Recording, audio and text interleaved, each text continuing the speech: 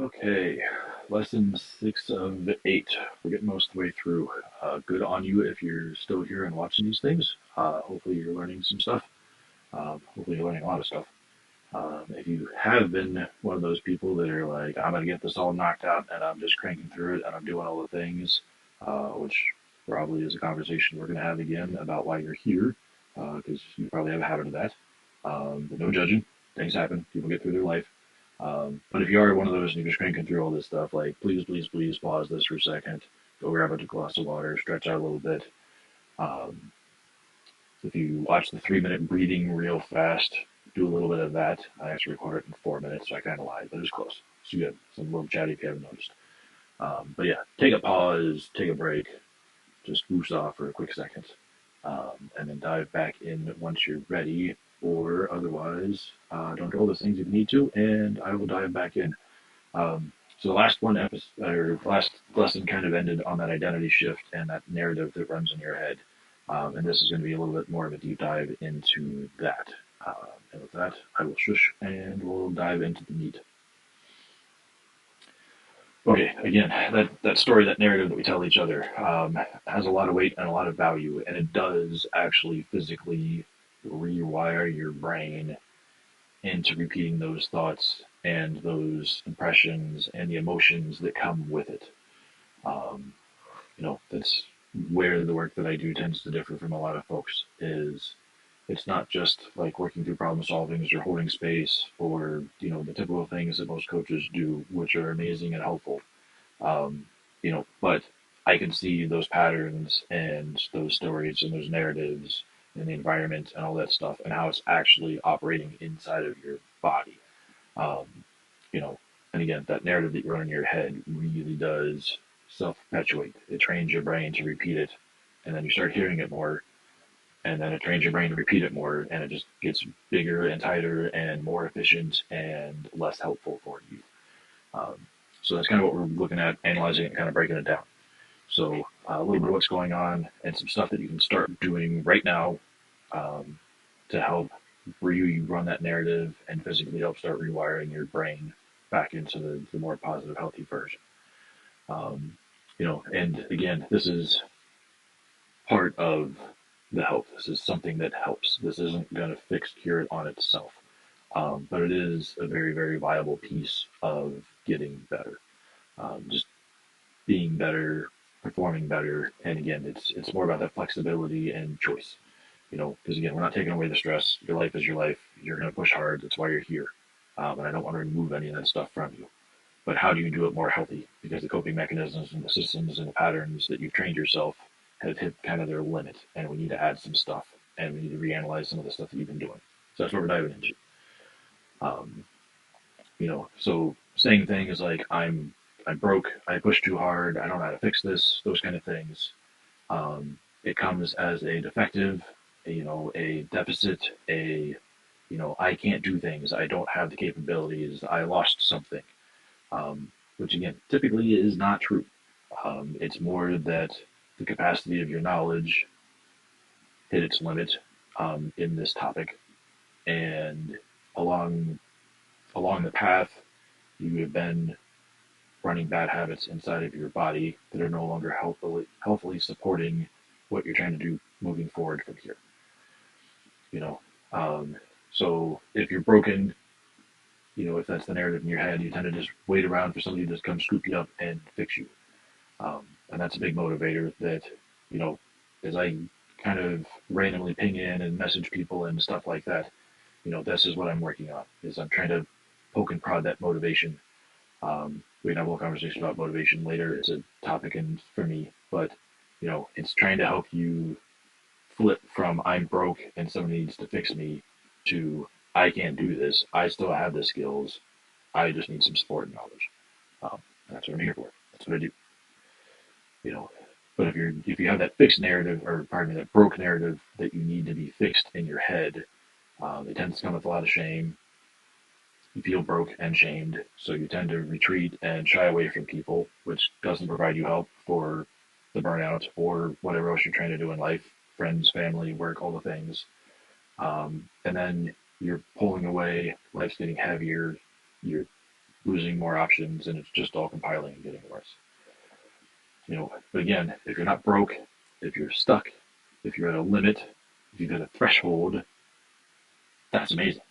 You know, like everybody wants to get to that point where they've hit the bar and they need to figure out what's going on and reanalyze so they can set a new, better, bigger bar. And if you think about that's where you're at, is you hit your threshold, you hit the bar, and we're reanalyzing and relooking so that we can readjust and keep moving forward better. Um, you know, all of a sudden there's some motivation. We're doing something productive. We're building on what you've already done. You're not broke. You hit a limit. Totally different and honestly true. Um, so having that narrative, it makes you look for answers. It gets you motivated. It gets you active in the process of doing it again. Because again, you're growing and doing better and performing, which has probably been your habit the entire time up to this point, anyways. So you can hopefully start to see where, again, the wording inside of what you say and that narrative in your head really, really, really does hold a lot of power and weight. I know it feels a little floofy sometimes, but it's really not. It's really, really important, I promise. And again, that brain piece with this. As you keep saying that, as you keep having these thoughts, as you keep triggering the emotions, which is a reinforcer system inside of your body, that narrative just gets stronger and stronger and more true. Repeated inputs, stress, vigilant, suppressions, all those things strengthen the circuits that operate those. It's anything else. You go to the gym and you skip leg day, you walk out with swollen biceps and chicken legs. If you tell yourself bad crap all the time, your brain gets really good at bad crap and you end up with chicken legs on the good shit. Like it does matter. You are training how your brain is physically wired by, running these patterns and talking negative, you know, and just a little pro tip. Your brain, if you talk negative, whether it's about you or somebody else, it doesn't know the difference. It relates it back to you and it just keeps that cycle running. So, you guys do you, but the more positive things you can say, or at least the less negative things you can say towards anybody, you're helping yourself. If you don't help the other person, fine. You're still helping yourself. Be selfish about it. I don't care. It's still good. Um, so again, the adaptation of doing this, again, with that emotional piece and stuff, the amygdala, cortisols, all the stress responses that we've talked about in the four, um, you know, it's rewiring it as I've had a threshold. I've worked my systems to their capacity. I'm not operating them quite right. There's a better, more efficient, effective way to do this. Again, puts the power back in you to find choices and solutions, which is what I'm here out for. It's not you just being broken, crumbly, and sad and sitting in a corner and somebody just come save you because you just don't have anything left. It's not true. Might feel like it sometimes. Might feel like it a lot of times. Not true. Um, and then the key is you got to remember, and I kind of sprinkle this through stuff, but every one of those things that you say, every one of those choices that you make, every time you push through something and you decide not to rest, you have been slowly building up your system. You have been slowly building and training the way that your brain is wired to make that the norm, make that the known, make that the comfort. And at some point, your body starts craving that because it's what it knows. Your body will start fighting you, and at this point, probably is fighting you to kind of go back to a calm, relaxed, restful state.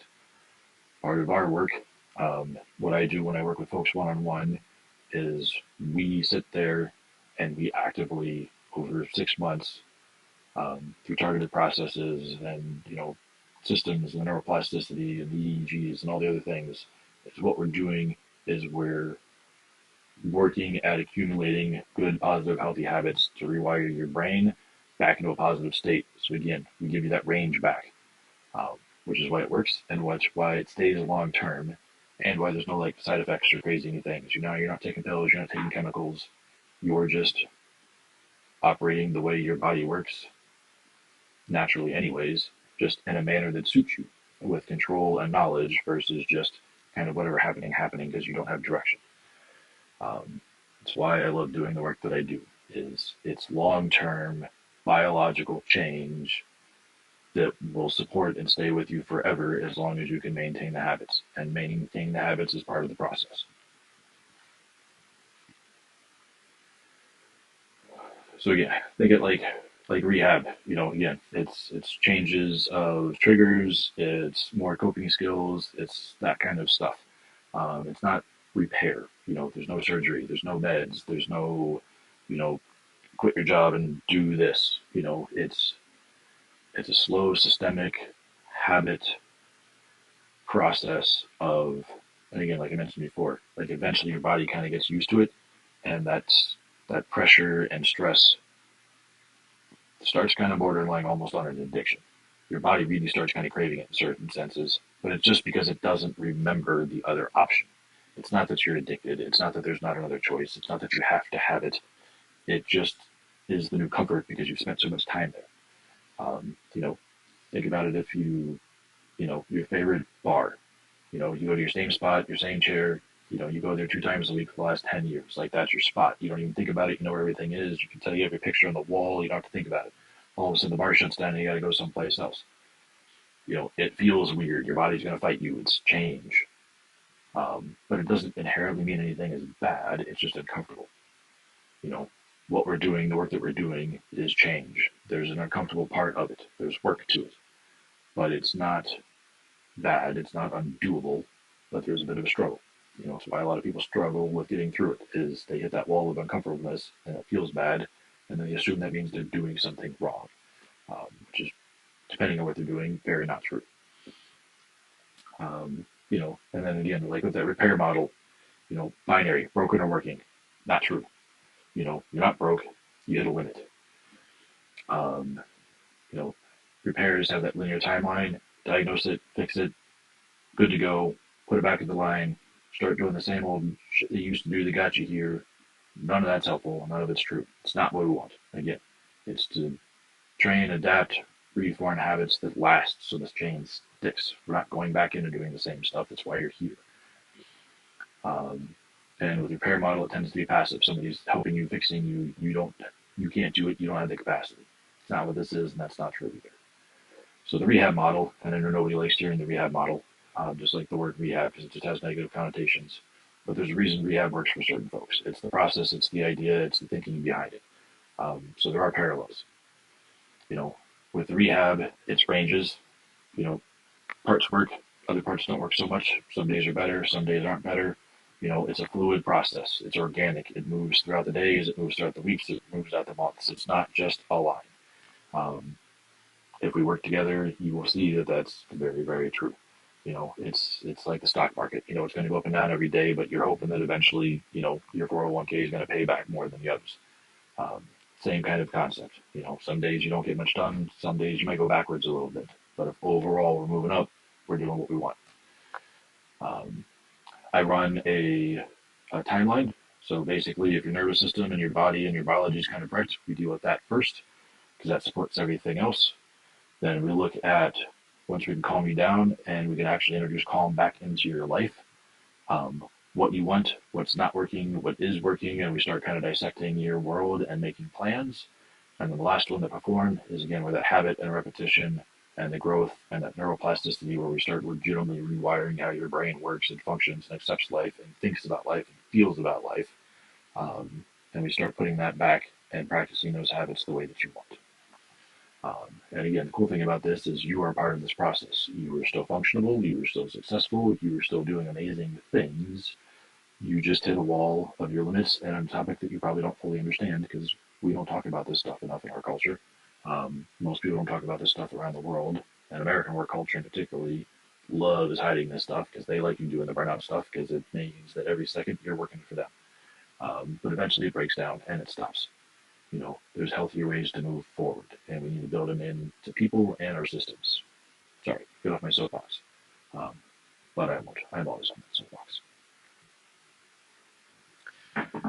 Okay, so what the stuck feeling kind of gives back. The moment you say stuck instead of broke, again, it gives you that agency. It applies that you're still in control, you're still finding options, you're still figuring it out. It's not that you stopped or gave up or don't have a choice. It's a problem. If you're here, if you, I guarantee you're probably at least a decent problem solver of some sort. Um, Stuck implies a trajectory. It's not broke, it's not an end, it's not quit, it's not can't do it anymore. It's choke point. It's part of the process. You know, I guarantee you've probably never done anything without a issue popping up at some point. It's all this is. It's a problem to solve along the path. Um, and again, the self worth and the sense of accomplishment and the feelings, you know, you being a problem solver and solving something for yourself, carries dignity and value and worth and merit. It's not shameful or broke or something you need to hide. You know, I found a threshold because I've been pushing super hard and I'm trying to figure out how to move to the next level. You know, that is not a conversation that anybody needs to shy away from.